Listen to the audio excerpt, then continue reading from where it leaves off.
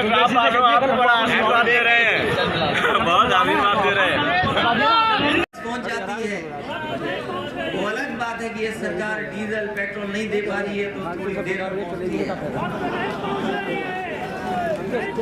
तो बताओ हम समाजवादी लोग ऐसा काम करेंगे? हम आज यही आपसे निवेदन करना चाहते हैं, ये कानूनी लड़ाई हम लोग लड़ लेंगे, आप हमारा साथ दीजिए, क्योंकि प्रशासन भी साथ नहीं दे रहा, सरकार भी नहीं साथ दे रही, लेकिन जनता साथ देगी तो इन्हें लड़ाई में हरा देंगे। केवल जनता हमारा मदद कर सकती है, जनता करेगी मदद, और हमें पूरा भरोसा है न्यायालय पर। न्यायालय ने थोड़ी बहुत राहत दी है रामपुर वाले मामलों में, और हम धन्यवाद देते हैं न्यायालय के लोगों का भी, और हमें पूरा भरोसा है न्यायालय पर कि आने वाले समय में ये बकरी चोरी भैंस चोरी के मुकदमे हो जाएंगे, वो भी न्यायालय हमारी न्याय देगा। इसलिए जहां हमें न्यायालय पे भरोसा है, लेकिन सरकार पे हमें भरोसा नहीं है। बताओ, सरकार ने कहा कि नोट बंद हो जाएगा तो काला धन खत्म हो जाएगा। बताओ, पुलिस काला धन लेना बंद कर दी क्या? तहसील में क्या हो रहा है? दवाई अस्पताल में कहां मिल रही है? उन्होंने कहा कि आतंकवाद खत्म हो जाएगा, कहा कि ये जाली नोट खत्म हो जाएंगे, नकली नोट खत्म हो जाएंगे। बताओ, नकली नोट कहां खत्म हो गए? आज ही अखबार में आया है कि 10 गुना जाली नोट बढ़ गए। बताइए, नोटबंदी के बहाने कितना बड़ा देश को गुमराह किया। और जीएसटी से क्या कहा कि जीएसटी लागू हो जाएगी तो व्यापारी संतुष्ट हो जाएगा, व्यापार करना आसान हो जाएगा। देखिए, सियाराम सागर जी विधायक इस क्षेत्र से रहे कई बार।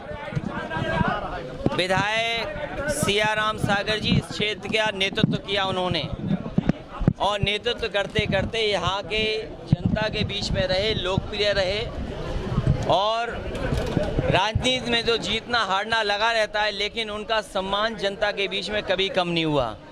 और उसी का परिणाम ये था कि कई बार यहाँ की जनता ने उन्हें सदन में भेजा, सदन में रह करके यहाँ की गरीब की जनता का उन्होंने हमेशा सेवा की, दलितों की, पिछड़ों की, अगड़े रहे हों या हमारे अल्पसंख्यक भाई रहे हों, उनके बीच लगातार बने रहे। आज उनके परिवार से मिलने का मौका मिला, और आज बहुत दिनों बाद, क्योंकि वो बीच में नहीं रहे, हम उनको श्रद्धांजलि देने भी आए हैं, और उनके सहयोगी साथियों से भी मिलने का और उनसे बात कहने का मौका मिला। गरीब जनता पे एमपी एक्ट में बहुत हैवी जुर्माने लगा, जितनी उनकी गाड़ी की कीमत नहीं है उससे क्या? मैं हालांकि रामपुर जा रहा हूं, और भारतीय जनता पार्टी की सरकार लगातार जनता का असली मुद्दों से ध्यान हटाने का काम कर रही है। आप बताइए, रामपुर में समाजवादी पार्टी के नेता आदरणीय आजम खान साहब पर 80 से ज़्यादा मुकदमे लग गए। जब मैं जा रहा था तो बताओ, सरकार ने बकरी चोरी का मुकदमा लगवा दिया। इससे ज़्यादा बदले की भावना का कोई काम नहीं हो सकता जो सरकार के माध्यम से बदले की भावना के काम हो रहे हों। और फिर जिस बात के बारे में आप कह रहे हो, आप बताइए, गाड़ी से चल रहे हैं, गाड़ी की कीमत नहीं, उससे ज़्यादा आपको जुर्माना देना पड़ रहा है, और कई प्रदेश लागू नहीं कर रहे हैं। भारतीय जनता पार्टी की सरकारें जहां हैं वहां पर भी कम कर दिया है जुर्माना। हम तो कहेंगे भारतीय जनता पार्टी की सरकार भी जुर्माने को कम करे, नहीं तो बहुत जल्दी समाजवादी लोग अपनी साइकिल लेकर के और बिना हेलमेट के, क्योंकि साइकिल पे अगर हेलमेट है तो उसमें तो शायद है नहीं कुछ, कम से कम सरकार को इस तरफ देखना चाहिए, जनता को दुखी नहीं करना चाहिए, जनता की मदद के लिए कोई कानून बनना चाहिए। सरकार बदले का भावना से काम कर रही है। कोई बकरी चोरी करेगा, भैंस चोरी करेगा।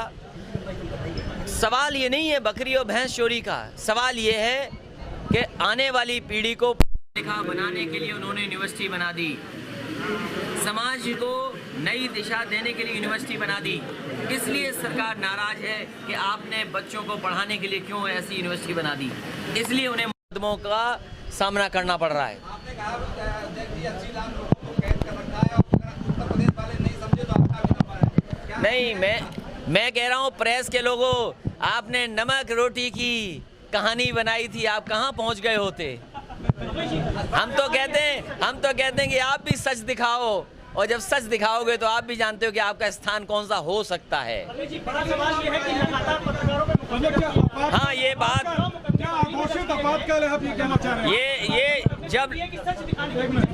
ये लोकतंत्र में आपका स्थान है।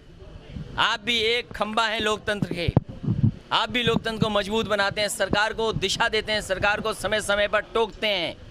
तो आपके खिलाफ अगर हो रहा है तो राजनीति करने वाले तो कुछ भी नहीं है। और जो लोग कह रहे हैं कि 370 हटाने के बाद बताओ वो कानून में बदलाव ला रहे हैं कि नहीं ला रहे हैं, कि ज़मीन कोई नहीं ले पाएगा वहाँ पर, ये भारतीय जनता पार्टी को साबित करना चाहिए। और भारतीय जनता पार्टी जब ये कहती है कि 1 नेशन 1 इलेक्शन, 1 नेशन 1 टैक्सेशन, तो हम उनसे कहेंगे बताओ 371 का क्यों कह रहे हो आप 371 का क्यों विरोध नहीं कर रहे हो। उन प्रदेशों में भी आप हटाइए जिन प्रदेशों में इस तरह की धाराएं लगी हुई हैं, जहां पर इस तरह के कानून हैं। और हम तो आपसे कहते हैं, आप तो पड़ोसी हो उत्तराखंड के, चलो हम और तुम ज़मीन लेने चलते हैं। बताओ तुम और हम कितनी ज़मीन ले लेंगे उत्तराखंड में। जब उत्तराखंड में नहीं ले लोगे तो इधर उधर कहाँ ताक झांक रहे हो ज़मीन के लिए। ये बताइए, शिवपाल जी की सदस्यता खत्म करने की बात की जाए, वो एक सदन का एक प्रक्रिया है कि कोई व्यक्ति किसी है वो सदन देख रहा होगा उसका। FDI वाला बता दीजिए तो। FDI में तो ये है कि विदेशी सब कुछ आ जाएगा, कुछ नहीं बनना भारत में। हमें याद है यहाँ पर के मंत्री जी थे, उन्होंने कहा निफ्ट बनाएंगे, बरेली में निफ्ट बन गया। अगर निफ्ट नहीं बना आपके यहाँ तो कोई कारखाना लग गया, रबड़ वाला वो कारखाना।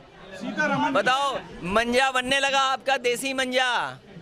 सीतारमण जी ने अभी बड़ा हास्यास्पद बयान दिया। अरे भाई, अरे वो न्यूटन तो सोचो, न्यूटन और वो आइंस्टीन क्या कर रहे हैं। भाजपा क्या बता रही है।